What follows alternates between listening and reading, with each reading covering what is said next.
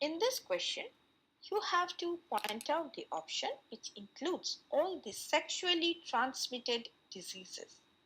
Option A, AIDS, malaria, filaria. Now, AIDS is a sexually transmitted disease, but malaria and filaria are not, because malaria is caused by this malarial parasite which is known as plasmodium and is transmitted by mosquitoes. And filariasis, which is caused by this Wuchereria bancrofti, is also transmitted by mosquitoes. Hence, it is incorrect. Option B, cancer, AIDS, syphilis. Now, it is also incorrect because AIDS and syphilis are sexually transmitted diseases, but cancer is not.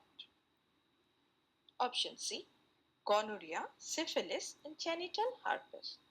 Now, gonorrhea, syphilis, and genital herpes are all sexually transmitted diseases, and they are caused by different pathogens.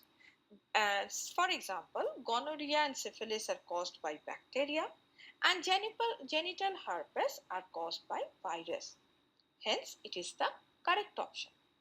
Option D, gonorrhea, malaria, and genital herpes.